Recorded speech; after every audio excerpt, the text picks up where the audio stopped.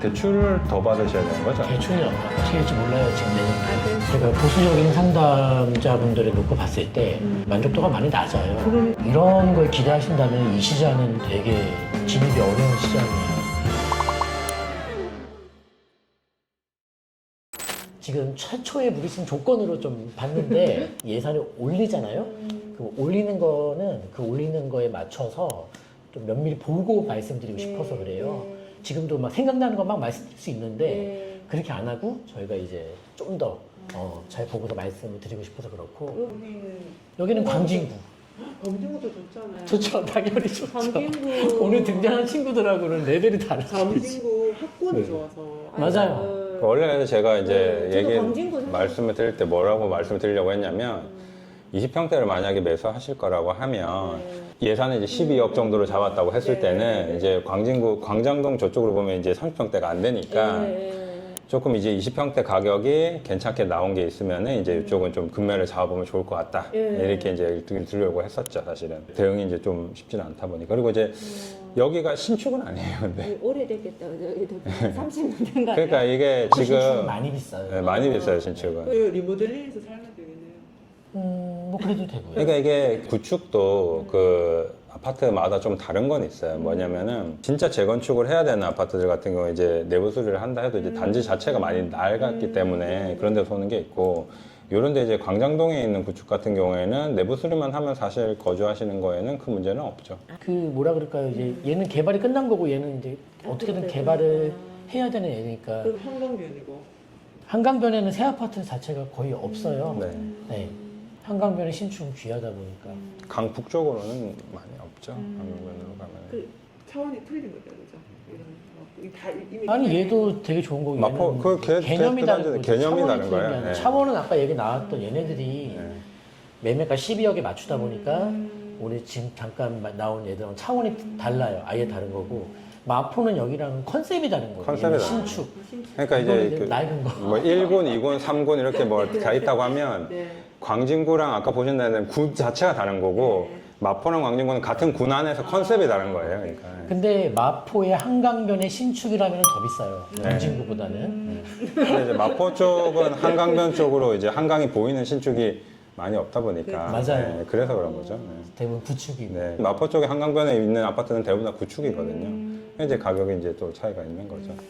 마포 쪽에 이제 신축 단지를 보고 오셨다 보니까 좋더라고요. 좋으니까 이제 더 욕심이 아마 나실 것 같아요. 그래서 이제 이왕이면 더 좋은 걸로 만약 보신다고 하면 예산을 이제 좀 더 늘려서 거기서 이제 저희가 아파트를 좀 추려가지고 그건 따로 말씀을 드려야 되고, 만약에 이제 그 정도 예산이 좀 무리다, 뭐 남편분이랑 상의를 했는데 이제 너무 무리인 것 같다라고 해서 예산을 이제 원래 계획대로 가신다고 하면 어쩔 수 없이 이제 군을 좀 조정을 해야 되는 거고, 녹번 쪽이랑 아까 신정뉴타운 쪽이 있는데 힐스테이트 녹번도 같이 보셔야 되고, 신정뉴타운을 보신다고 하면 롯데캐슬도 보시고 센트럴 아이파크 위브도 같이 보셔야 되는 거죠. 그러니까 그 아파트만 보고 결정할 수는 없는 거니까 네, 같이 보시는 게 맞습니다. 만약에 예산을 줄여서 가신다고 하고 신축 대단지로 가신다고 하면 이제 우선적으로 좀 보시면 괜찮을 것 같고요. 저는 이제 개인적으로 만약에 극보수로 간다라고 하면 이제 구축도 같이 보셔야 된다라는 입장인 거예요. 이건 이제 현실적인 제약이 있을 때 얘기입니다. 교육에 대해서 뭐 누구가 제일 신경 쓰이세요? 자제분 쪽에 교육. 어떻게 될지 모르겠어요. 그 자녀분 중학교 진학을 뭐 기숙사로 가신다는 거예요. 교육들이 다 기숙사로 가야 될 수도 있어요. 그래서 아마 학군에 상관이 없게 될 수도 있어요. 그렇게 될 수. 만약에 이제 자녀분이 서울에서 같이 거주하시면서 학교를 다녀야 된다고 하면 관련이 생기는 거고, 이제 학군을 생각해야 되는 거고. 그러니까 이제 강진이 이제 그나마 이렇게 하고 목동 아니면 강진이고. 낡은 아파트는 안 살아보셨죠? 재건축 그런 아파트는 안 살아보셨죠? 살 수도 없고 너무 낡아서. 실거주 하신다고 하면 이제 몸테크는 집 조금 힘드신 것 같아요. 20, 30대가 아니라서. 서울에서 이제 몸테크를 한다고 하면 어느 정도 불편함은 이제 감수해야죠. 어쩔 수 없습니다. 다 감수하고 사니까요. 뭐 여의도 시범 아파트 50년 됐는데 다들 살고 있습니다. 네. 홈테크 가능하다 추천해 주신. 홈테크가 가능하다고 하시면 이제 많이 확장이 되죠. 사실은 재건축 아파트들이 이제 갭 투자가 힘들잖아요. 갭이 워낙 벌어져 있다 보니까. 그래서 뭐 내가 예산이 충분하다 하면 그냥 편하게 갭 투자를 하면 되겠지만, 이제 그게 아닌 경우라면 이제 실거주도 겸해야 되니까 대출 받아서 실거주를 해야 되지 않습니까? 않습니까? 그게 안 되시는 분들은 좀 힘들죠. 그러니까 예를 들면 목동도 마찬가지인데 목동 신시가지에 계속 거주하셨던 분들은 계속 거주하셨으니까 부담이 별로 없는 거고 뭐 신축급 단지에 살다가 거기 들어가면 너무 불편하죠, 사실은. 아무튼 좀 금매 단지를 나중에 저희가 보내드려도 거기서 어떤 단지만 기다리시면 안 돼요. 장담컨대 싼 물건들 각 단지마다 몇 개 안 나와요. 그거 한두 개 거래돼서 몇 억씩 떨어지는 거예요, 그렇게. 그 알려드린 단지들 중에서 금매를 잡을 생각을 하셔야 되는 것이 그 단지들 중에서 제일 마음에 드는 한 단지 딱 마음 꽂혀서 기다리시다가 만약에 금매가 진짜 안 나오거나 나왔는데 내가 못 잡거나 한다면은 낭패예요. 대상 단지들을 말씀드리면은 좀 빨리 좀 번거로워도 올라와서 다 현장 가서 부동산 중개업소들한테 가셔서 해야 되고 저희가 나중에는 이 지금 재건축 관련해서는 중개를 할 거예요. 매물까지 다 구해드리는 일을 할 건데 지금은 못 하고 있거든요. 정확하게 하면 16억 정도까지? 아니야, 17억도 되실 것 같은데. 17억은 어려워요? 아예 빼요? 아니면 이게 참 급증 올라가면은 1억 차이에서 확 올라. 맞아요. 그건 맞아요. 그 가격이 1억이어도 이제 위치가 달라지고. 근데 지금은 작년 초가 되게 심했어요. 23년 초가. 예산 1억이 추가되죠? 확 올라갔어요. 그때는 계단폭이 낮아서 그래, 떨어지니까. 근데 지금 계단폭이 벌어졌기 때문에 작년 초만큼의 효과는 안 나와요. 17억 한도 잡아요. 네. 갭은 웬만하면 8억대로 잡을게요. 되게 좋은 건 지역적으로 꼭 뭐 어디에 한정이 안 돼 있는 게 제가 좋아서 네. 그래서 제가 좀 면밀하게 보고 싶어요. 그리고 이렇게 본인께서 제일 원하시는 걸 그대로 말씀해 주시는 게 저는 좋거든요. 한번 뭐 이렇게 얘기했다 그래서 그냥 서로 만족이 안 나오니까. 저는 이제 아까 말씀하셨던 것처럼 부동산 거래를 자주 할 수가 없잖아요. 할 때 조금 좋은 거를 하나. 구축은 상관없으세요? 실거주를 안 하고 갭 투자만 하셔도 된다면 17억으로 했을 때 갭이 8억대라고 하면은 이제 재건축 단지들이 안 되니까 그러면은 재건축 단지들은 일단 좀 후순위로 봐야 되고 구축으로 봤을 때는 이제 구축의 개념이 이제 아예 오래된 거 말고 이제 뭐 예를 들면 이제 뭐 한 20몇 년 차 된 단지들이라든지 이런 단지들에는 뭐 크게 거부감은 없으신가 해서. 뭐 없어야죠. 알겠습니다. 지금 우리가 찬밥 돈밥 하는 사실 제가 있는 그대로 얘기하는 거예요. 진짜. 여기서 되게 재고 뭐 찬밥, 하시다가 찬밥, 아무것도 안 돼. 찬밥 네, 더 진짜로 안 봐야 돼요. 돼요, 네. 이제. 다만 뭐 성급하게 사면 안 된다는 거예요. 그렇죠, 그렇죠. 단기적으로 조금 쉬었다 갈 것 같으니까. 근데 현금을 들고 있을 수는 없는 노릇이니 이제 연말 연초에 좀 떨어지는 걸 사보자는 거죠. 근데 항상 그렇지만 떨어질 때는 소량이에요. 그거 웬만큼 현장 많이 안 다니시면 못 잡고 다 실거래가를 만나요. 아, 이 조건이면 나도 샀을 텐데 말이죠. 그럼 그 사람은 어떻게 잡았고 나는 못 잡고 똑같이 현장을 돌았는데 그 사람은 잡았고 남이 계약한 건 실거래가를 만나냐는 거예요. 진짜 현장을 그냥 툭 다 나오는 게 아니라 부동산들한테 내가 진짜 확실하게 사겠다는 의사표시 정확히 전달하셔야 되고 수수료도 마찬가지예요. 복비도 마찬가지예요. 부동산들에게 많은 사람들이 중에서 나를 각인시켜야 돼요. 보수에 있어서만큼도 확실하게 던지셔야 될 거예요. 그러니까 나는 근데 확실하게 살 준비가 돼 있는 사람이라는 걸 내비치셔야 돼요. 어설프게 다녀와서는 제일 먼저 1번으로 전화 못 받겠죠. 뭐 내년도 1월이든 2월이든 아니면 뭐 당장 다음 달이든 시세보다 한 1억 5천 저렴한 게 나왔어. 그러니까 이걸 누구한테 먼저 전화할 거냐는 그 부동산 중개업자 사장님 입장을 본인이 한번 헤아려 보세요. 제일 먼저 전화 거는 사람이 유리한 거예요, 어찌됐든 간에. 그러면 어떻게 하면 그 제일 먼저 전화 거는 사람을 내가 될 수 있을 것이냐 이 생각을 해보셔야 된다는 얘기예요, 제 말은. 그 작년 초에는 되게 재밌었던 거는 여기 상담 받으신 분들이 이제 단지를 알려드리고 또 계약했다가 전화가 오세요. 그럼 그게 그러면 시간 좀 지나면 시가가 뜰 거 아닙니까? 너무 행복하죠. 너무 최고의 기분이 들죠. 정말 나랑 상담하신 분들이 현장에 가서 그 바닥에서 금매물을 잡아서 실거래가에 뗄 때 저만 알고 있는 거죠, 그분하고. 그랬으면 좋겠어요. 그러면 이제 현장을 열심히 뛰어다니겠죠. 네, 엄청 다니셔야 돼요. 그리고 각인을 확실히 시켜야 돼요. 지금부터 해야지 연말이나 내년 초에 할 수 있으니까. 당연하죠. 지금부터 열심히. 네. 그러니까 그 대상 단지가 많다고 좋은 것도 아니에요. 그러니까 너무 많아요. 좀 네. 힘들어요. 근데 지금 내가 딱 봤을 때는 한두 개는 아닐 것 같아서 내가 말씀드리는 거예요. 적절하게 잘 추릴 거예요, 거기서.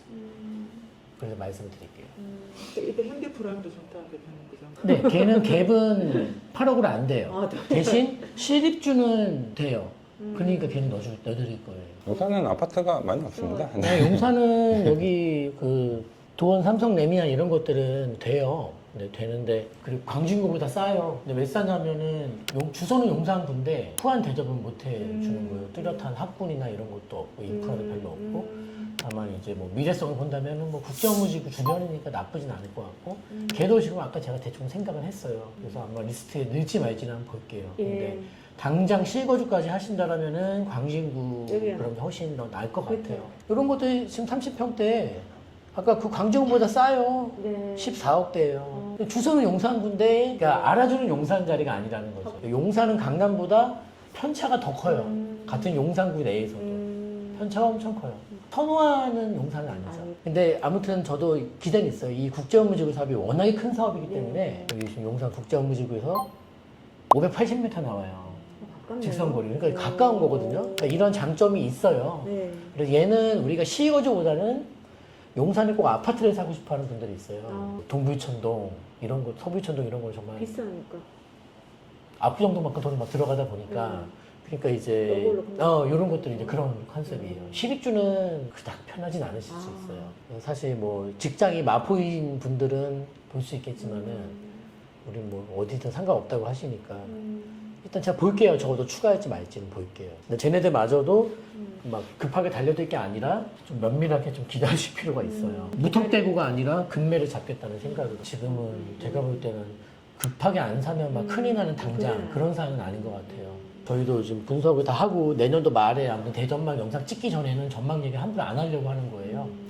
근데 막 크게 막 뭐 7년 전 가격으로 돌아간다 이런 막 주장들 하는 얘기들도 있던데 서울에 진짜 땅이 이렇게 없고 새 아파트를 이렇게까지 못 짓는 상황에서 진짜 어려운 일일 것 같아요, 제가 봤을 때는. 아무튼 저라면 지금 이 시국에서는 조금이나마 저렴하게 사야 되는 거에 집중할 것 같은데 어찌됐든 신축보다 재건축을 더 마음에 둘 것 같아요, 저라면. 재건축을. 네.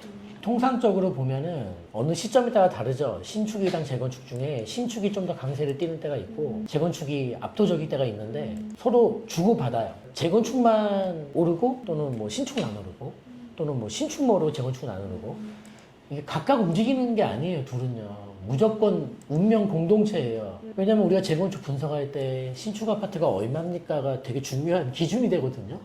근데 재건축은 안 올랐고 신축만 많이 오랐다고 쳐봐요. 어떤 동네가 있는데. 재건축 오를 수밖에 없는 거예요. 근데 지금 뉴스에는 뭐라고 나오고 있냐면은 유튜브도 그렇고 신축은 강세가 맞다는 거예요. 공급이 없으니까. 근데 재건축은 공사비의 분담금에 막 안 좋게 얘기하더라고요. 이건 투자 안 해보신 분들의 얘기인 거예요. 그래서 저는 지금은 신축들이 강세를 띠고 있고 재건축이 그만큼 못 오른 게 사실이거든요. 그럼 사실 뭘 사야 되냐면 재건축을 건드려야 돼요. 지금 사실 지금 이게. 그 경매도 보겠고 어찌됐든 조금이라도 싸게 살 수 있는 조건, 싸게 살 수 있는 시기를 찾아야 할 수밖에 없어요. 지금은요. 왜냐면 안 싸니까. 근데 이게 그러면 안 싸다는 말을 또 왜곡해서 그러면 완전 비싸다고 인정하는 것이냐? 아니요. 파란색도 아니고 빨간색도 아닌 아주 애매모호한 그 상황이 지금 우리 시장 상황이 지금 이제요. 그러면 어떠한 사정이든 어떠한 조건이든 조금이라도 파란색을 띠는 거를 우리가 이제 잡아야 되는 거죠. 타이밍이든 경매를 뭐든 간에 아무튼 간에. 저희도 지금 땅가에 비해서 못 짓는데 4월 달에 결국은 좋은 땅 산 게 공매였던 거예요. 그게 동네 시세가 아니었던 거예요. 네, 근데 비싸서 땅을 못 사고 있었어요, 계속. 너무 비싸. 2022년도 거의 땅을 안 산 거예요, 지금 너희에서도요. 너무 비싸네. 근데 신축도 같이 봐드리긴 할 건데, 저라면은, 그러니까 본인이 원하시는 게 실거주의 편의성이냐, 아니면 돈을 많이 벌고 싶으신 것이냐. 하나만 정하라는 건 아닌데, 5대5는 제가 없더라는 거예요. 근데 와서 다 5대5라는 거예요. 다 거짓말이고, 자기 자신을 이해 못하는 상담하고 앉아있는 거예요, 다 오셔가지고. 그러니까 51대 49든 조금이나마 중요한 게 시거주입니까? 투자성입니까를 저는 항상 묻거든요. 근데 2번, 3번 모를 때마다 바뀌어. 몇만 명을 만나 뵙기 때문에 이런 말씀 이렇게 서슴없이 얘기하는 거예요. 다 달라지는 거예요. 처음부터 난 이런 걸 원해? 이렇게 딱 정하고 오는 사람 거의 없어요. 대화를 해보니 뭐 말씀은 실거주가 편한 게 좋겠다고 얘기하시지만 제가 그 감안해서 추천할 거니 어차피 저는 아니까 제가 말씀 안 하셔도 아니까 골고루 잘 추천해 드릴게요. 네. 그래서 오늘도 오셔서 처음에 여쭤보신 거랑은 예상과 이런 게 좀 올라갔어요. 처음에 말씀하신 기준으로 일단 1차적인 상담을 준비했지만 이거 뭐 전혀 미안하실 필요가 없어요. 왜냐면 이거 일상인 거예요, 사실. 저희가 한번 잘 추려서 보내드릴게요. 원래 저희가 후속적으로 이거 뭐 매물의 계약건까지 상담을 도와드리진 않거든요. 아, 예. 근데 작년 초에는 도와드리니까 확실히 좀 낫더라고요. 지금 중개를 저희가 이제 안 하고 있습니다만은 중개를 내년도에 이제 시작하게 되면 그때는 저희가 내년도 언제 시작하세요? 상반기 안에 한번 준비를 마칠 것 같아요. 어찌됐든 간에. 그래서 하반기에는 할 것 같아요. 전체 범위는 못하고 금액대가 높은 친구들도 내려올 것 같아요. 점점. 진짜 이 단지라는 걸 알고 나서도 현장 조사를 잘 못해서 못 사는 경우를 많이 봤기 그렇죠. 때문에 근데 현장은 누군 잘하고 못하는 게 아니라 많이 다니시면 학습이 돼요. 어느 정도 경험치도 쌓이고 노하우도 생기고 부동산의 말도 속돼서 이해하게 되고 이거는 다녀보는 거지 이게 뭐 책에 써 있는 게 아니잖아요. 그렇죠. 다녀봐야 되겠다. 다니셔야 돼요. 그래서 일단은 거기서 하는 말을 다 이렇게 가져오고 믿으란 소리가 아니라 다 그렇죠, 받아들일 때 그렇죠. 내가 나중에 다시 이제 이거를 필터 해줘야 되겠죠. 해야죠. 그런 거죠. 그러니까 물건을 싸게 잘 깎는 능력이 좋은 부동산이 있고 또 비싸게 잘 파는 능력 있는 부동산이 있어요. 중개업자 분들도. 우리는 사야 되는 입장이니까 누구를 만나야 되겠어요, 지금? 근데 부동산이 두 부류가 있다고요. 가격을 내리는 걸 잘하는, 그걸 즐기는 중개업자분들이 계시고, 금액을 비싸게 팔아서 파는 사람에게 스스로 좀 더 달라. 이 두 부류의 부동산이 있으니, 본인께서 부동산 다니실 땐 이 개념을 또 머릿속에 넣고 다니셔야 되는 거예요. 내가 지금 대화하고 있는 이 사람이 둘 중에 어떤 부류인지 잘 판단하셔야 되는 거예요. 또 반대로 팔 때는 싸게 깎아서 잘 파는 사람 만나봤자 의미가 없는 거예요. 매매 전문, 임대 전문. 매매 전문도 싸게 잘, 비싸게 잘. 두 부류가 있는 거예요. 그러니까 우리 직원들도 판단이 안 되면 제가 나서는 거예요, 이제. 그러니까 저는 다른 게 아니라 부동산이 인문학 베이스 위에 있는 거잖아요. 경제학이 아니라 부동산이에요, 지금요. 그러니까 사람을 못 보면 부동산도 못 볼 수밖에 없는 거거든요, 그게. 네. 아무리 뭐 기술 테크니컬한 걸로 용적률, 대체지분 막 계산을 할 수 있겠습니다만은 결국은 사람 통해서 모든 게 이루어지는 일이다 보니까요.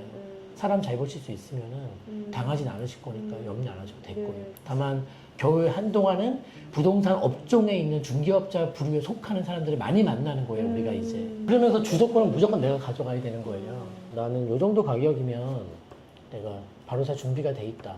그럼 부동산이 얘기하겠죠. 아, 그 가격은 지금 그렇게 내면 매물이 없다.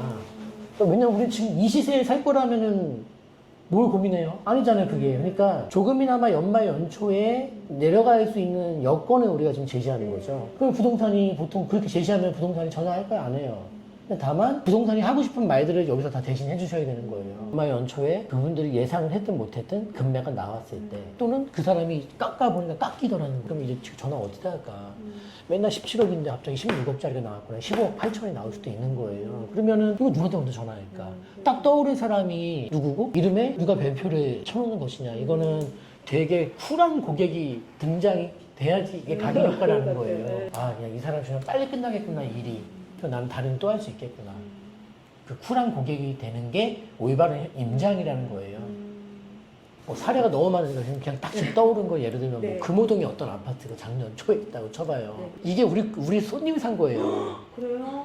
그분이 왔을 때는 이때였어요. 1월인가 2월에 상담 왔었고 이거를 이제 잡았던 거고 정말 우리가 얘기했던 대로 이게 떨어지더라고요. 이 사람이 우리 손님을 내가 안 거지. 근데 봐봐요. 이거 한 건에 이제 최저가 한 건에 한 건. 근데 이 사람이 이거 잡기 위해서 얼마나 다녔을까? 네. 그 얘기 해드리는 거예요. 근데 제가 놀라웠던 건 이 사람이 젊은 사람이에요. 엄청나게 다녔어요. 작년 초는 거의 다 이런 사례들이었어요. 그러면 그 주위에 제가 아파트가 한 곳에 마음에 들잖아요. 그 주위에 부동산을 쭉 다니면서 직접 방문해서 얘기를 해요. 그러니까 이거죠. 그 부동산 10곳 있으면 10곳에 받아야지. 다 돈, 아니요. 비에 좋은 건 아니에요.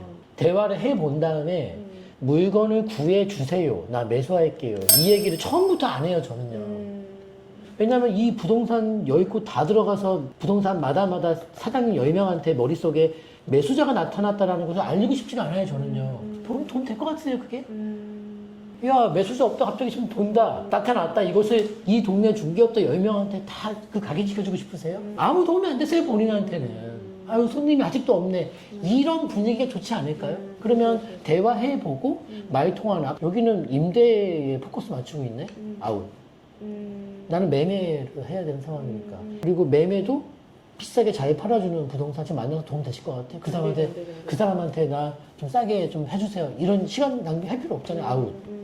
섞어보고 불이 판단되면 MBTI처럼 나눈 다음에 판단되면 그때 조용히 나 이 조건이면 살 건데 내가 동네 여기 부동산 솔직히 내가 한 2곳 정도 좀 사겠다고 했으면 의사를 표시했다. 아니면 한 곳도 나쁘진 않아. 이 사람 정말 야무진 사람이라면은 나쁘지 않아요. 그 내가 도면서 말을 섞어보는 거예요. 보고. 부동산 지식은 다 알고 있고 하는데 그 경험에서 경험이라는 건 뭐냐면 그 모든 투자 과정의 요소에서 각 사람들을 겪어봤어. 내가 판별할 줄 알아. 이게 투자 교수, 투자 경험 이런 거 얘기하는 것이지. 네. 그러니까 제일 중요한 건 좋은 건 차가운 동네에 가서 빨간 사람 나타난 거야 사겠다고. 이거를 최대한 알리지 않고 사는 게 제일 좋은 건데 순진무구하게 10군데 다 들어와서 빨간색을 다 묻히고 나와요. 좀 온도가 바뀌는 것 같아. 이런 뉘앙스를 끼치면 그 뉘앙스는 매도에게 전가된다는 것도 있어요.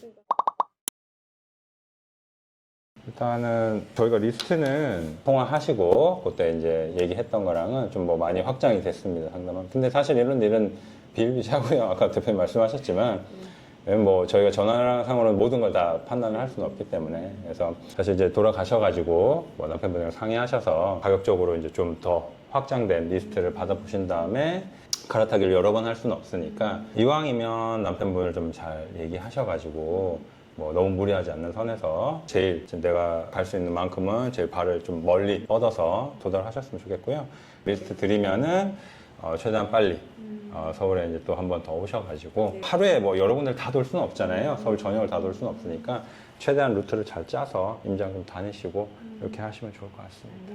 네. 아무튼 지금은 방향성이 좀 모호한 시기이기 때문에요. 추가 하락이 있을 수 있으면 인지하고 들어가셔야 돼요. 네, 그렇죠. 과정까지 못 맞춰요. 근데 목적지들은 다들 한참 위에 있어요. 지금 우리가 대화 나눈 애들이. 다만 이게 그래프까지 이렇게 될 수 있는 거예요. 근데 내가 사자마자 이게 나올 수 있는 거예요. 그 단파동이 흔들리면 안 돼요. 지금 왜 그래야 되냐? 지금 이 시국에 사겠다는 분들은 그 정도 짐은 기본적으로 가져가셔야 돼요. 마음의 짐은. 오케이. 알겠습니다. 네. 수고하셨습니다. 네. 수고하셨습니다. 감사합니다. 네.